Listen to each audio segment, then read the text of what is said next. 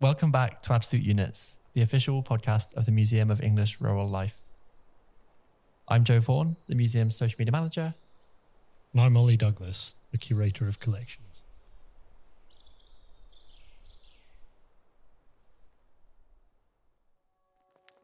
How often do you welcome a giant to your workplace? That's what happened last week at the Merle, when anyone in our car park would have seen the arrival of Old Crockern, the ancient spirit of Dartmoor. Crockern is taking a temporary stay here as part of our new Radical Rural Galleries trail. In this episode, we chat with giant maker and designer Ruth Webb and storyteller Lisa Schneidau about Crockern's tale and myth, and what stirred Crockern's return to our world in the last few years. Enjoy.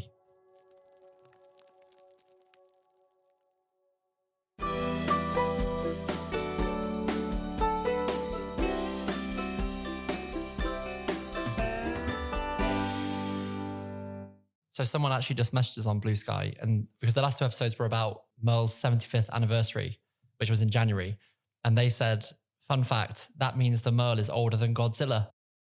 There you go.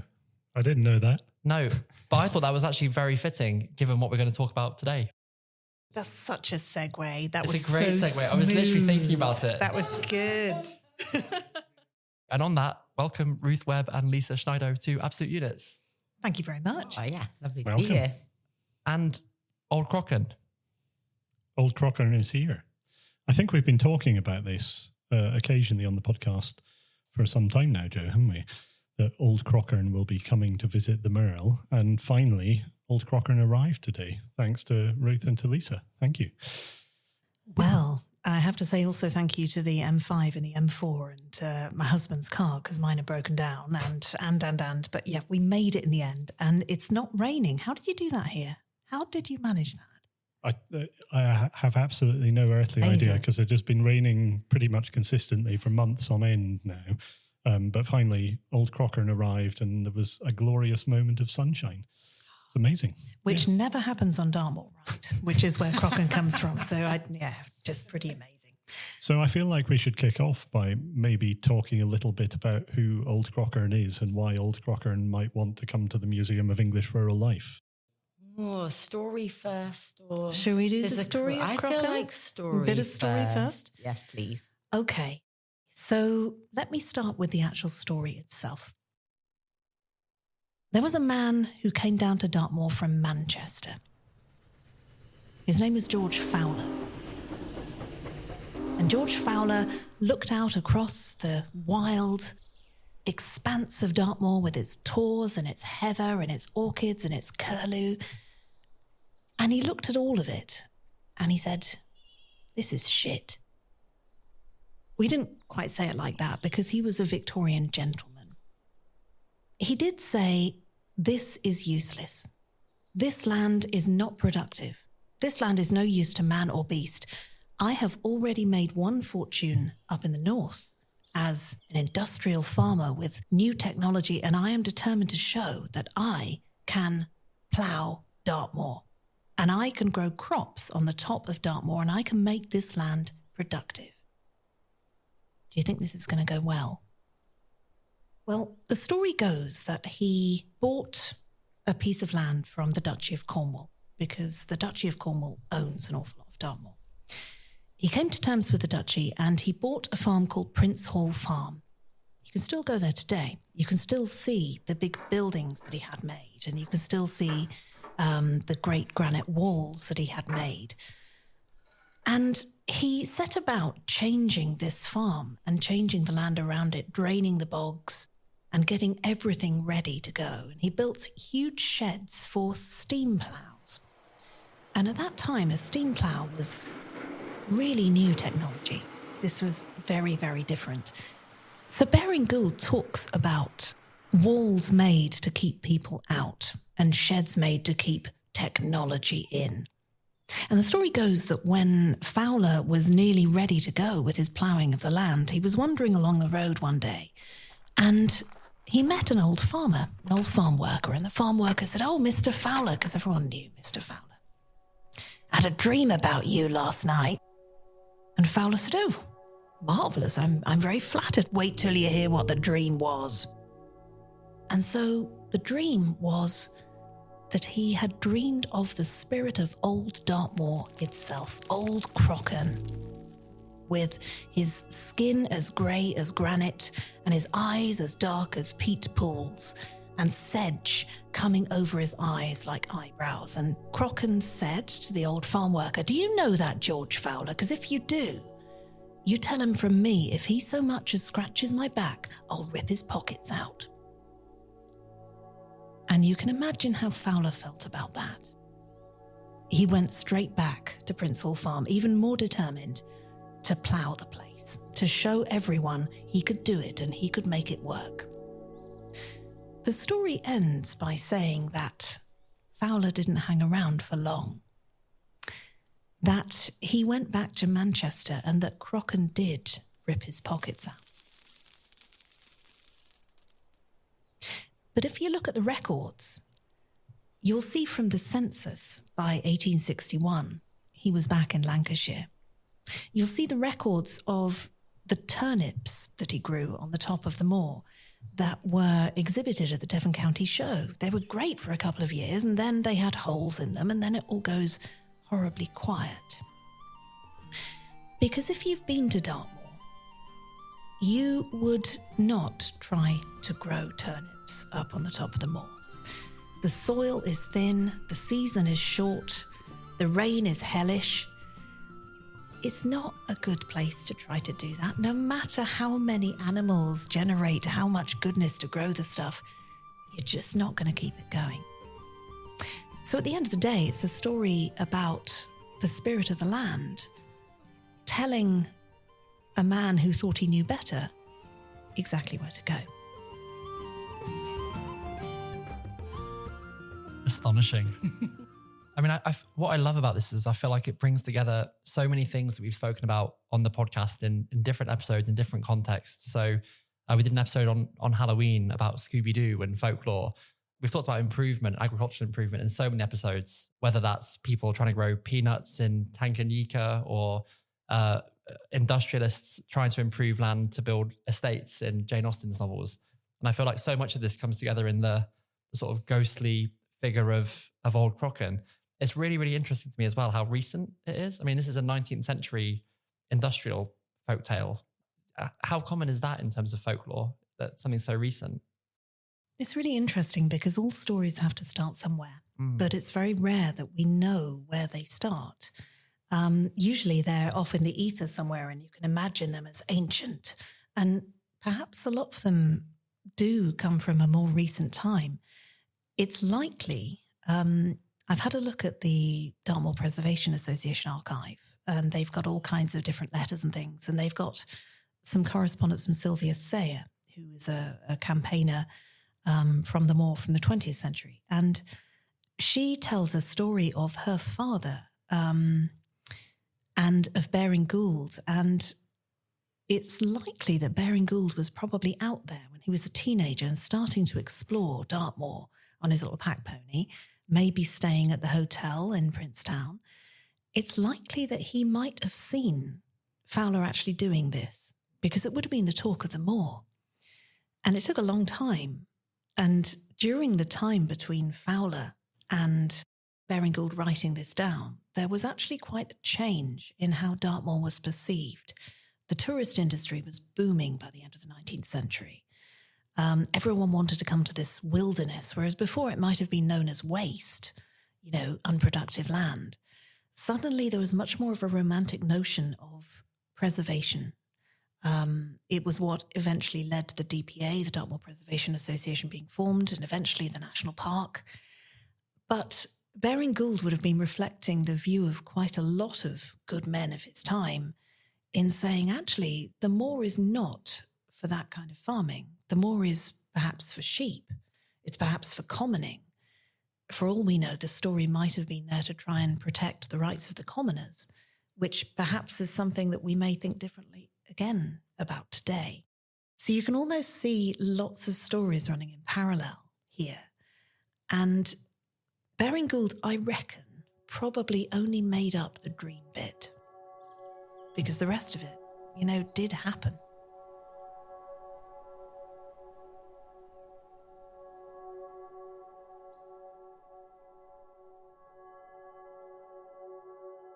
It's amazing to think about the ways in which these stories resonate and then resonate again over time. So you might imagine, perhaps we can imagine a bit like the dream, that story had a prehistory and may have been used in other contexts before steam ploughing was the threat. And of course, we're now in a situation where Old Crockern has been summoned again. So I think this brings us rather neatly to the arrival of Old Crockern at the museum. But what preceded that? I mean, Ruth, maybe you might like to fill us in a little bit about the more recent story of Old Crockern and why he's come back. Yeah, it's a quite convoluted tale.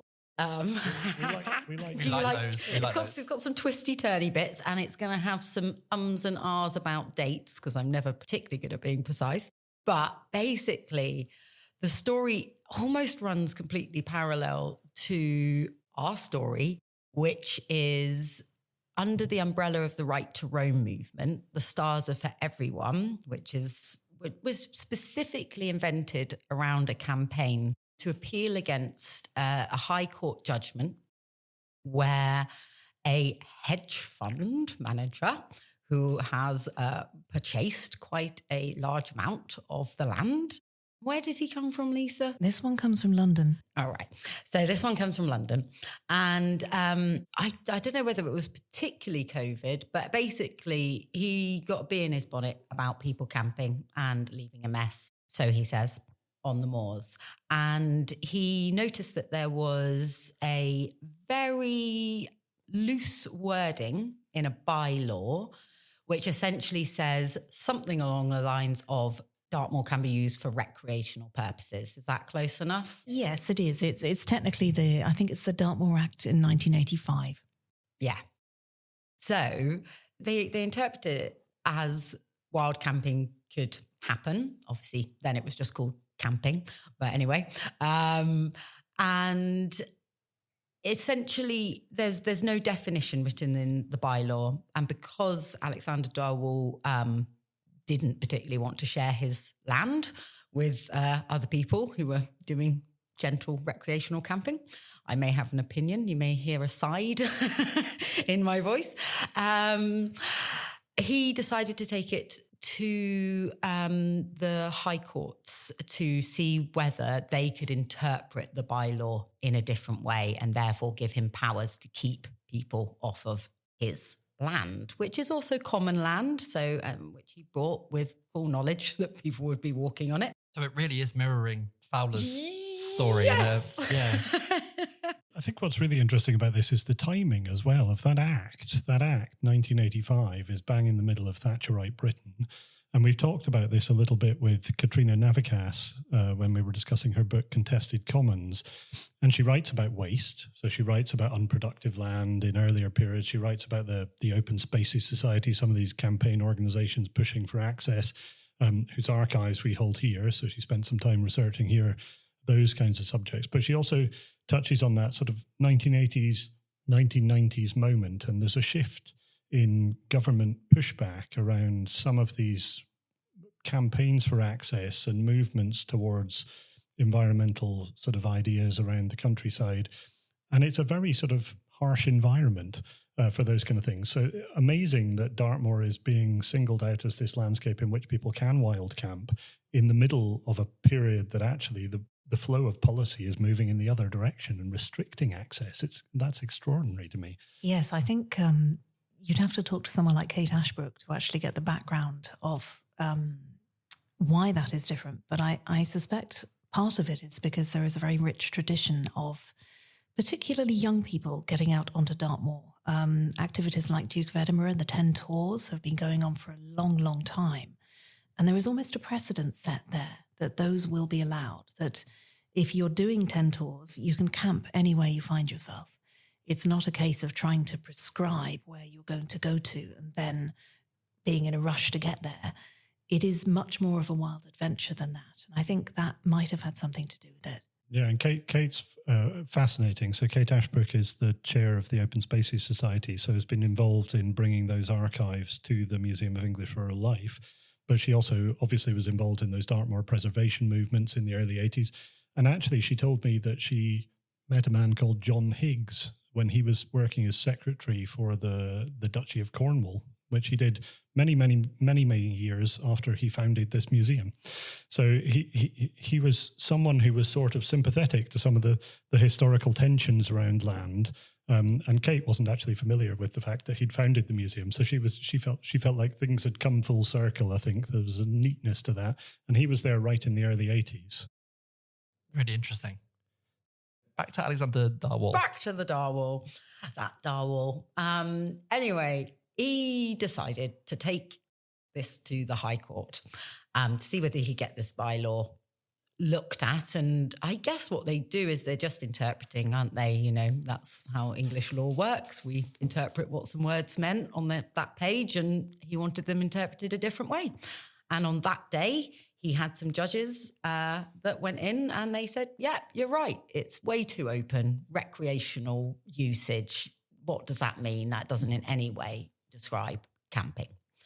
So from that moment, that right was revoked. And this was like an absolutely huge blow for so many people. It was a really odd experience, actually, living so close to Dartmoor. And it was like the ripples, you kind of felt it moving out. You can imagine all of Dartmoor was in a bit of a fluster. And then it was like the schools and the kids and gradually, I mean, I actually live in Exeter, so I heard about it a little bit after the fact. But it was like this ripple effect went out over land because, you know, Dartmoor is utterly integral to people's lives, whether they visit or not. It's really in the way if you don't visit it. So it's quite a pain in the bottom. But, it's this huge, great big megalith of basilisk of granite that's in your way if you're not going to visit it. So it's such a visceral part of living in Devon. You sort of orientate yourself by it. And anyway, so suddenly there's this idea of like, oh, and I think, you know, for a lot of people, myself included, we're not particularly aware of how Dartmoor actually operates. You know, it was suddenly like, okay, actually, who does own? What people own it? Because you know it's common land. What does common, land mean? We've actually had that discussion before on the podcast when Ollie referred to Katrina Navickas, who's just written a book about protesting for the commons. I had that same experience where I was like, you hear about common land so much. What actually is it? And it's so interesting that it's moments like this that, you know, it pushes you into learning about these kinds of things, these like ancient rights that actually, you know, do get pushed by the wayside if they're not defended. Yeah, and it does, because all of this was happening just after COVID and the permissive pathways, and you know, it felt like it was absolutely perfect timing in terms of people's utter awareness of how much having open access land really meant to them. Like, yeah. I think this also has much broader repercussions in terms of awareness, because a lot of people really love Dartmoor for lots of different reasons, whether it's getting out and about because it's open space, you're free, there's no buildings there, you'll hardly meet a person all day. But Dartmoor has got really big environmental problems. And the major environmental problem on Dartmoor is not visitors, it is grazing management.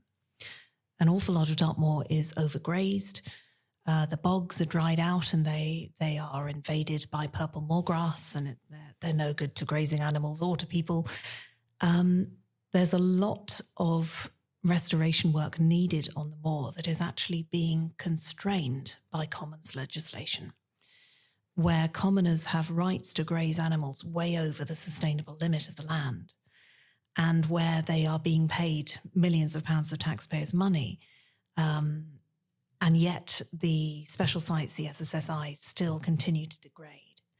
So from an access point of view and a notion of this is our land, we live with it, we enjoy it, we look after it, access is really important. And access is very important to actually get people out there connecting with and experiencing the place. But then you start to look around and you think, hang on a minute, this looks like a moonscape. This should be purple heath, and it should be buzzing with insects, and it should have the call of the curlew, and it's just slightly crap acid grassland. What happened here? And these questions, it opens up an awful lot of discussion about the moor, which, as Ruth said, not a lot of people know how Dartmoor works. That's interesting in itself. I think there's something really interesting in there that I think we've touched on before when talking about the commons, that we have sort of two versions of the commons. And one of those is the historical, the legal, the customary rights that Katrina writes about in her book and writes very powerfully about.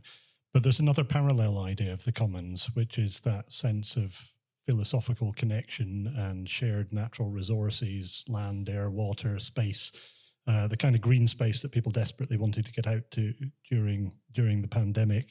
And I think because of that tension, you've got the kind of commoners and their rights running up against other kinds of commons and ideas about the commons. And there's a really interesting tension. There's a very interesting tension there, but I think also there's a few of us now who are starting to call for revision to commons legislation so that we maintain the notion of common. We make that much more transparent, so there is a lot more community engagement with what is currently quite a closed group of folk, but also that there is a sustainability aspect there, so that limits to grazing and support for farmers can be tuned to what the land can actually handle and what would happen if the peat bogs were restored and so on, which is really Dartmoor's superpower. As someone who doesn't live on Dartmoor, like most people in Devon and most people in the world, it was like a real unfurling, and it's that almost.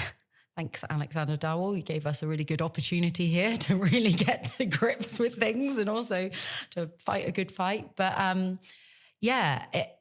the unfurling, as Lisa is saying, of like, okay, so what is a commons? Oh, because now we have to understand what a commons is. Okay, and what's this bylaw? Okay, and then where does that?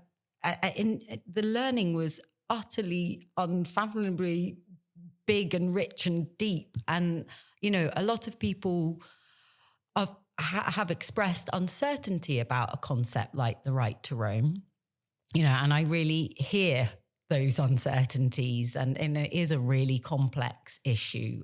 Where are our rights, and where does land ownership and us sort of intersect, and how can we work with it when the only places that we have as models are much bigger and emptier than our little sort of hedgerowed island. But as Lisa just brought in, there is also that other side of things, which was we absolutely, and especially after COVID, absolutely knew that we need to have that kind of access. So I think everybody's heads were quite ready to start absorbing all of this information. And I think that has really led towards a lot more wider support. And I don't know whether it's changed the national parks relationship to the commoners, but it certainly has made people very aware of the health of Dartmoor. So it really was like he did us a favour.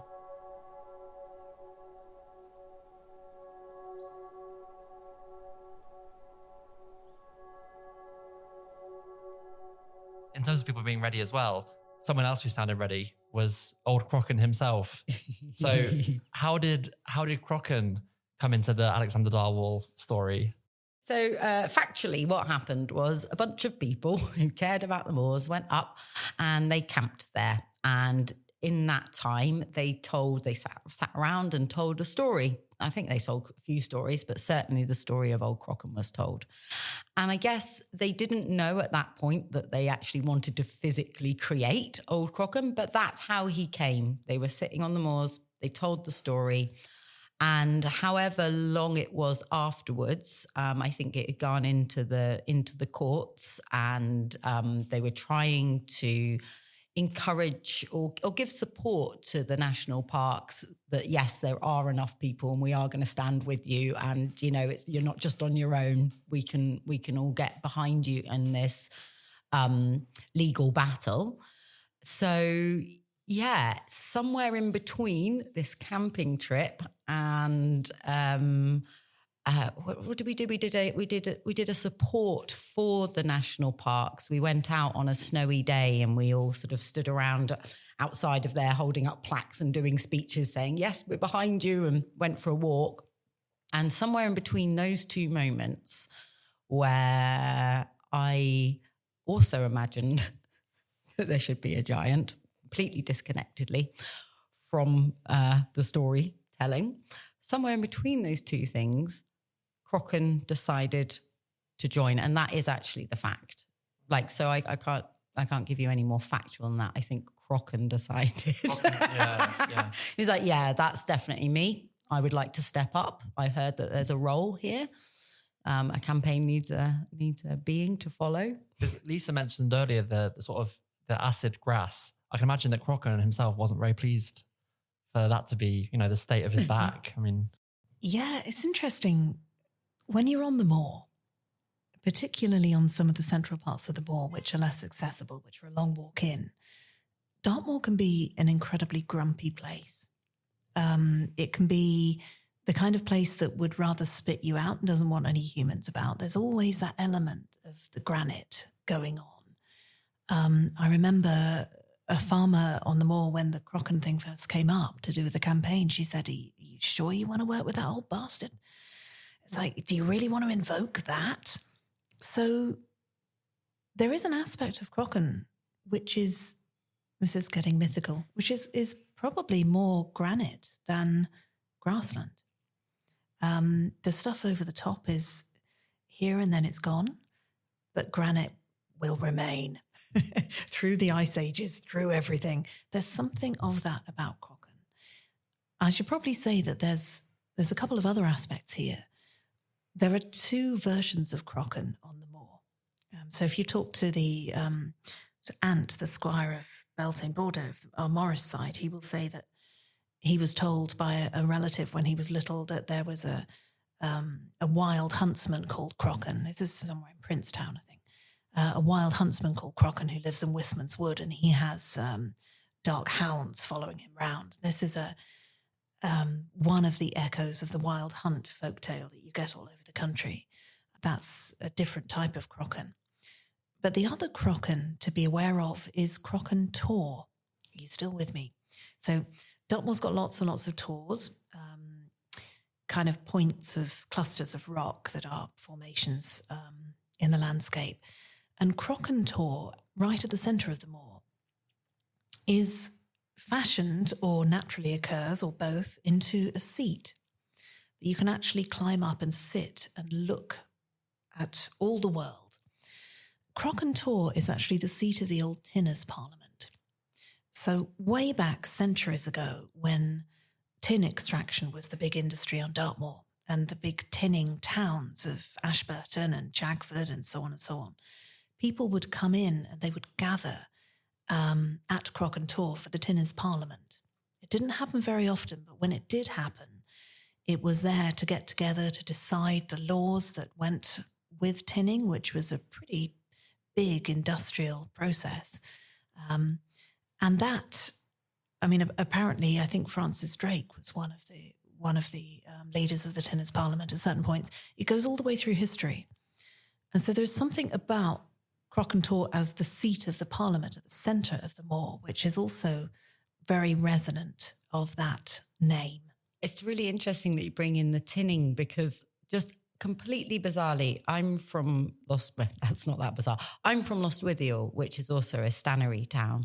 And it apparently, according to my parents who actually read the history book, so if John Webb got it wrong, it's his fault. It was one of the places. It had the biggest assizes. It had this huge, great big palace called Duchy Palace. I think it was partly because of the access. So it's also near Bodmin Moor, so it's on the outside of the alluvial belt. So basically tin land. So, and it had tin right at the surface.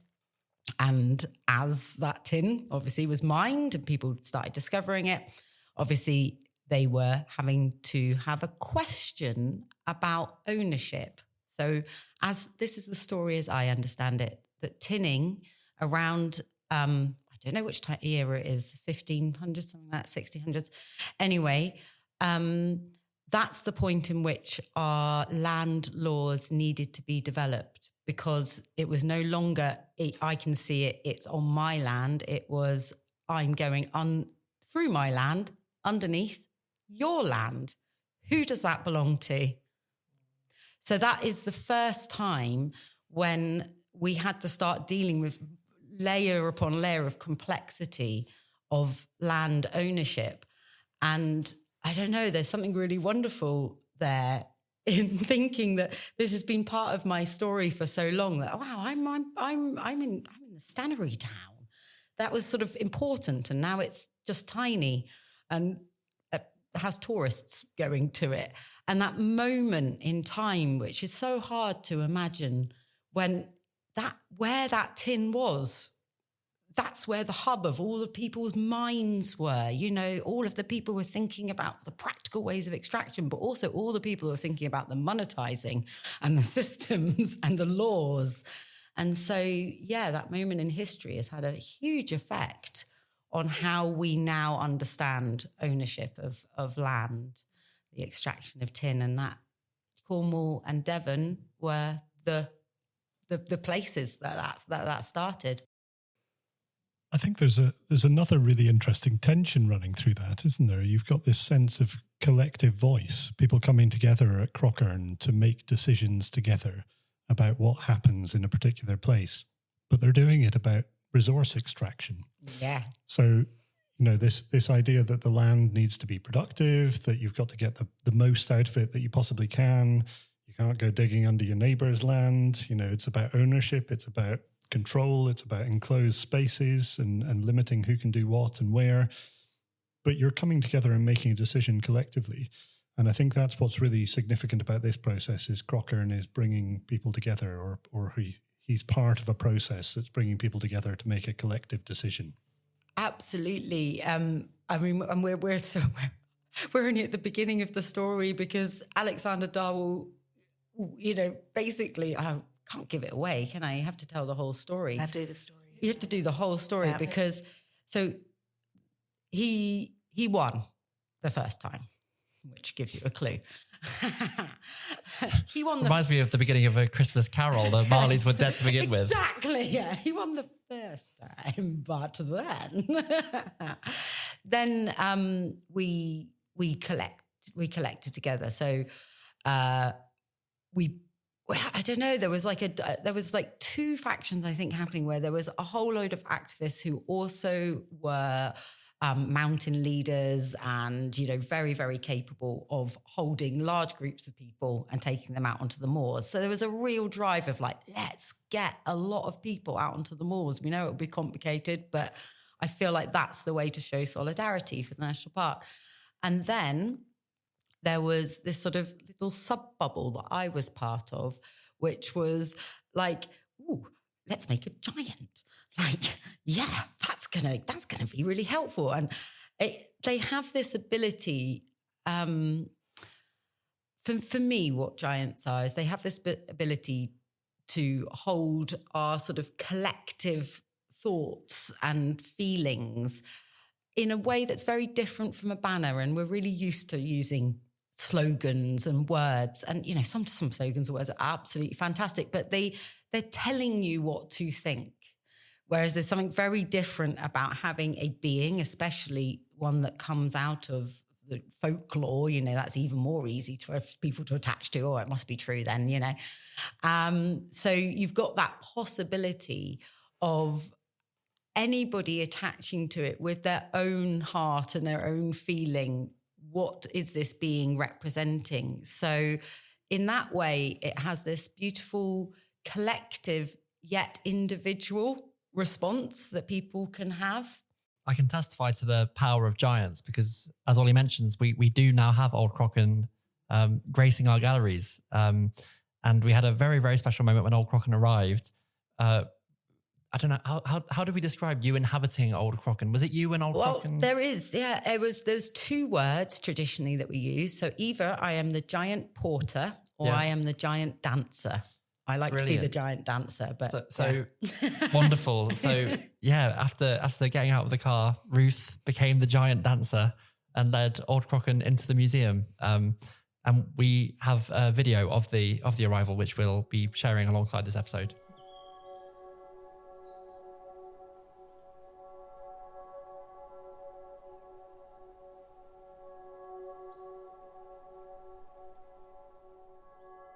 So, Ruth, this is probably a pretty good moment to chat about what you actually do. How did you get into making giants, and how did you start the Lost Giants? Okie dokie. So, me and my sister-in-law, Amy, who's now Amy Webb, we started a collective, and we are called the Lost Giants. We've been sort of casually making giants for quite a while. And I don't know, that sort of, I think it's just a moment in time where there is a bit of a folk revival. You may have noticed, although my friend Mary calls it a folk revolution, which I think is much cooler. But yeah, so we started a business called the Lost Giants because we realised that not only can giants be this wonderful representation where we all get to have our very different attachments and feelings, they also are lost.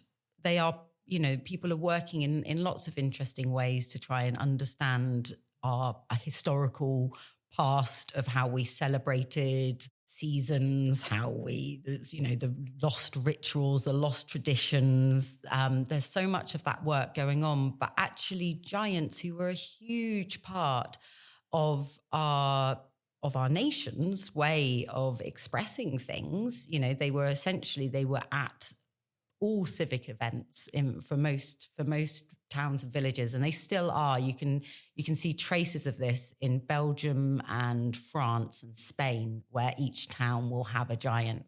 And there will have been a time in this country where we also did this. So they would have been there at our civic events.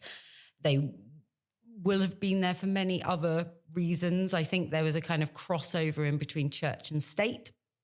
And yeah, there was a point at which giant traditions, state traditions, obviously took over possibly what would have been more seasonal harvest traditions. Giants may well have been present at that. But anyway, why do I build giants? Because my parents did. I think it's more a question of why wouldn't you? Why wouldn't you build giants? Sounds amazing. Yeah. We should all be buildling giants. You really should. Yeah, what are we doing with this museum? What are we playing? Last episode we talked about diversifying into growing peanuts. Perhaps next time it's going to be a giant business. More giants. But I think there's something really special in the way that we're attempting to build giants, which is that it should have a community aspect. We've lost a lot of traditions that connect us to ourselves, connect us to other people, connect us to our community, possibly also connect us to land. Who knows? There's like a radical act, which is just doing things in the streets, and you really don't have to be doing very much. Both Lisa and I are part of Morris teams. And I don't know when the law came in. Do you know actually about this law where Morris people can basically dance in the streets without having to get permission? Because most people, buskers, etc., have to get permission. I didn't know about that, but I think we'd just get on and do it anyway, wouldn't we? Yeah, I don't know. But there's something about that where there is a law. We're written into law. But there's something about just the act of being able to be on the streets, to be able to say, do, hold a party, hold a celebration, whatever it is, that is really missing from our culture. Yeah.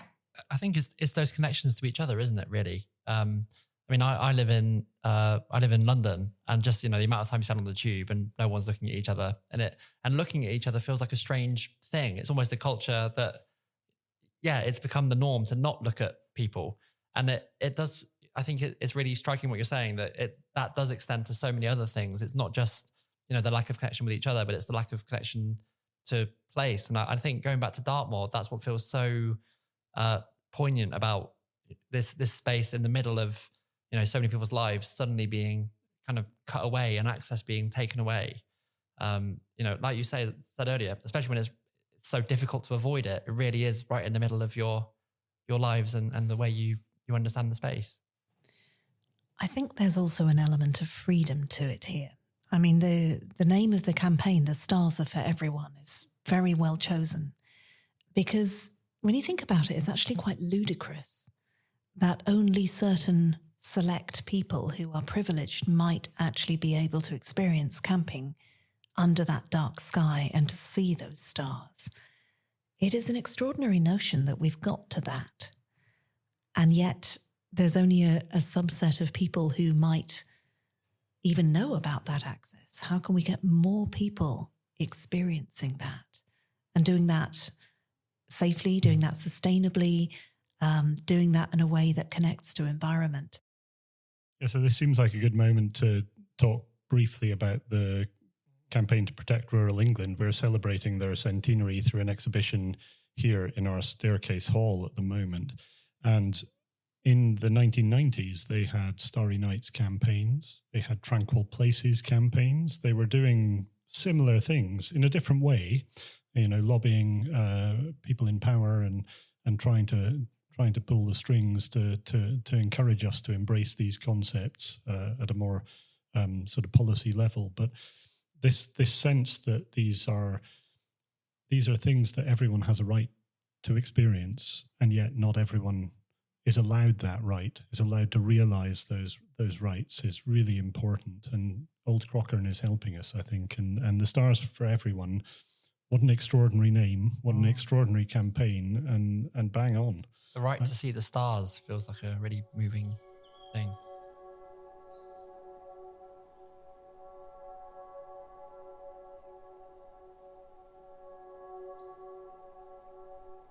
So Ruth, how are the giants made? Like what materials are you using to make them? Oh, well, there's a different material for each character for certain, but I'm just going to talk about Old Crockern because really he's a wonderful example. So Old Crockern was actually made in the community of The Stars Are For Everyone. In fact, we put a shout out. We made a spreadsheet. I know everything good starts with a spreadsheet. And we asked for recycled materials. Recycled, reused is really part of, a really important part of a build, because not only is it sustainable, but also it means that people have actually already begun to attach to a being before that it's even being made. If you've been asked something, it's like, you've already galvanized a community just in that simple ask. So we normally make in a hoop style. So this is quite traditional.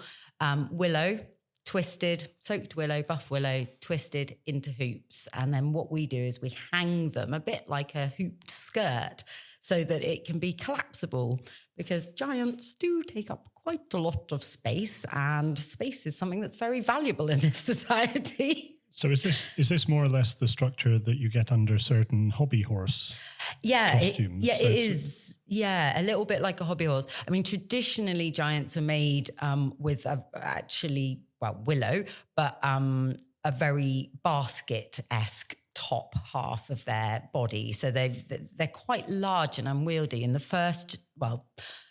earliest giant is in Salisbury Museum, and he is from the 1600s. And so he is our oldest surviving giant that we have in this country.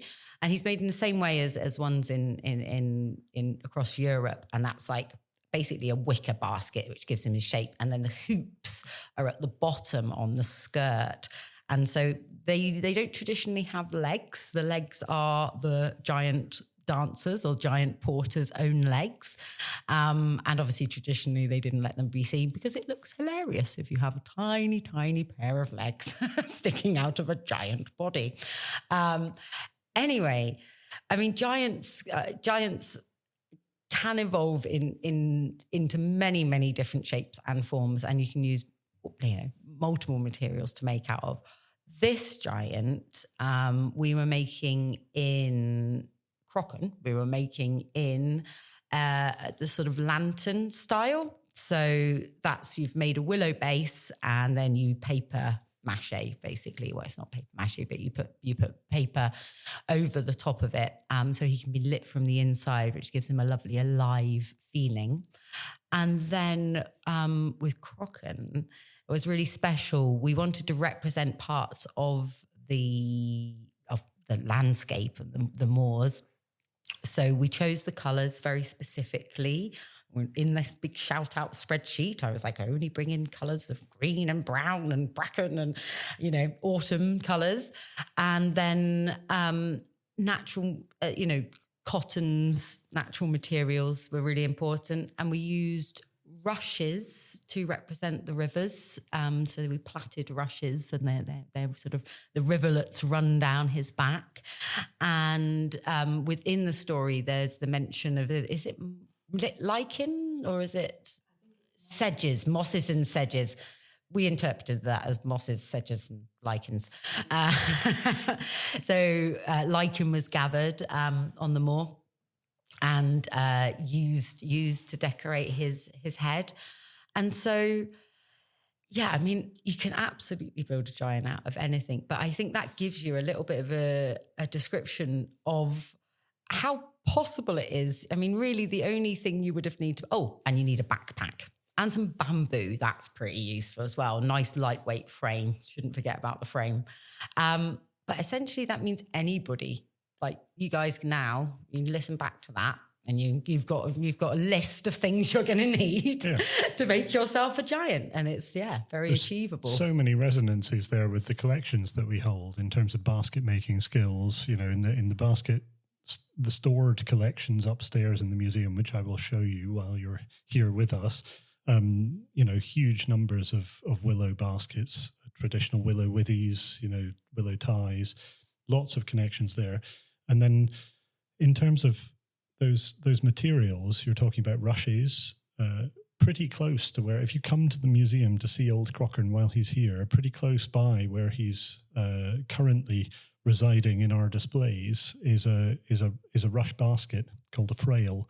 It's a sort of traditional worker's lunch basket made out of woven rushes. Just round the corner into the next gallery is a mattress woven from sedges.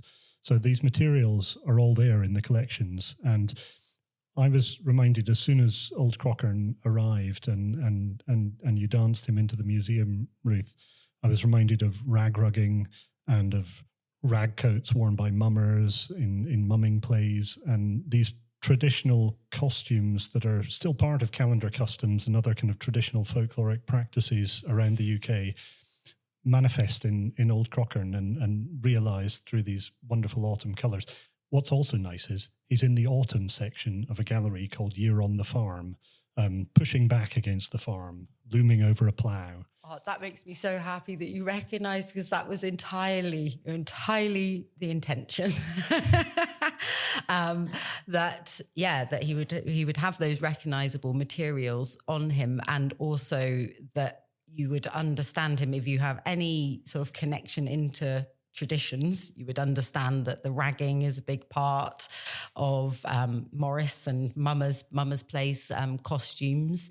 He was created very much in the small. We've got a rather narrow window in this country, as you will well know, being people that run a museum. We don't have a huge amount of masks. Have you ever seen a mask from this country? No.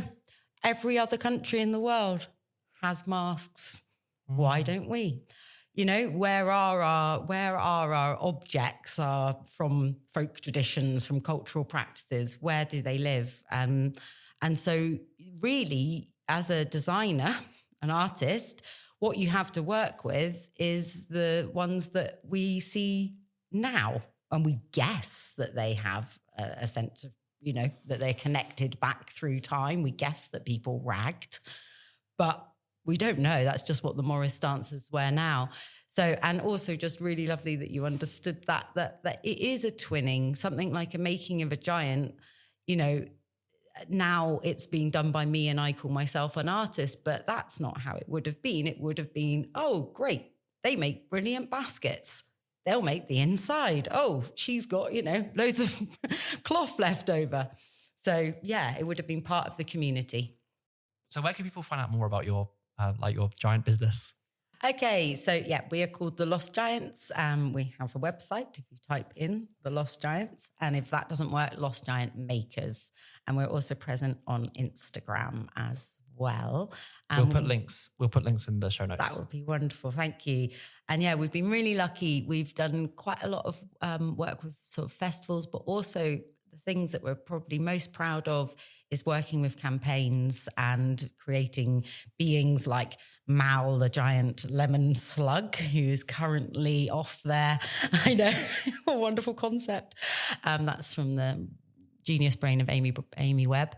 But and the Rewildebeest, of course. Oh yes, the Rewildebeest. Are these both connected with Wildcard? Well, one of them is. So yes, yeah, Mal the lemon slug is connected to Wildcard, and he's currently on a mission trying to help them in rewooding areas. They've called them ghost woods. Is that right? Isn't it? Yeah, they've called them ghost woods. So if you come to the museum to visit Old Crockern, you'll also see a Wildcard Rewild the Ghost Woods banner on display, a pennant banner on display. So yeah, it's part of our radical rural trail. Yeah. And we are at the moment, aren't we, looking for a new campaign, because we have some funding from the Fern Folk Foundation to make a new giant. So just putting that one in there. Yes, yeah, we are. We're looking for an ecological campaign in the southwest that needs to have a new mythological creature to follow into glory. So if you need a giant, you know where to go. Yep, call me. Okay, so we've gotten to Alexander Darwell has won for the first time. This seems like a good suspenseful moment to wrap up this episode, and then we'll return next time in 2 weeks to carry on and see how Old Crockern feels about all this. How does that sound? We're hanging off a tour. It's like a cliffhanger. A dangerous place to be. Yeah. Yes. Yeah. Don't do that at home. No. Thank you so much, Ruth and Lisa. That's been absolutely wonderful, and really excited to pick up again in 2 weeks. Thank you. Thank you. Brilliant. Pleasure. And thank you for listening. Thank you for listening. Bye. So professional. Thank you for listening to Absolute Units. I'm Joe Vaughan. And I'm Ollie Douglas. Absolute Units is made possible by Museums Partnership Reading, an Arts Council funded partnership of the Merle with Reading Museum. We'll be back in 2 weeks' time to continue the story of Old Crockern, creaky chair and a text. Yeah. Well, credit to you, because that didn't happen during the episode. It didn't. Yeah. No. Yeah. But also it proves that people do send me messages. It proves your popularity, which is great. It's actually one of my children's. Oh, well, if you'd like to help contribute to Ollie's popularity, please consider leaving us a review on wherever you're listening to this podcast, because it really helps. Yeah, and if any of you out there have my number, you can send me a message and prove to Joe that I'm popular. We won't be putting that in the show notes. No. My desperate bid for popularity. Your number in the bullet point list. Please like me. I like you, Ollie. Thank you. Yeah. You can send me a message to that. I'll send you a message. Yeah. And I'll frame it. I'll print it out and frame it. Oh, that's nice. Yeah. We'll accession it. Wow. Joe likes Ollie. That's significant. Yeah. Damn. Yeah. That'd be like a sort of legacy for this podcast. In 100 years' time, people will be doing a podcast about that. Yeah, exactly. The Absolute Unit papers. Yeah. Definitely. Where were we? So we'll be back in 2 weeks' time, continuing the story of Old Crockern and You squeaked again. Sorry. It's okay. I'm sitting. We'll be back. We'll be back in 2 weeks' time to continue the story of Old Crockern and find out what happened next in the fight for Dartmoor's wild camping. And if you can make it to the museum in person, then come and see the Radical Rural Gallery Trail. It's open during opening hours, and you can explore loads of other stories and illustrations of the people and movements defending the countryside today. The trail's complemented by not one, but two other displays. A display of watercolours by Victorian artist John Paget and Voices of the Countryside, an exhibition celebrating 100 years of the remarkable charity, the Campaign to Protect Rural England. Rural England. Rural England. Rural England. Campaign Do you to want to protect say, rural and do you want to England. say something a bit more about that, and then we'll end? So hopefully in coming episodes, we'll be speaking a bit more about the Campaign to Protect Rural England, and we'll also be speaking to other people involved in the amazing Radical Rural, our gallery trail. Yeah. See you in 2 weeks. See you. Bye. Bye.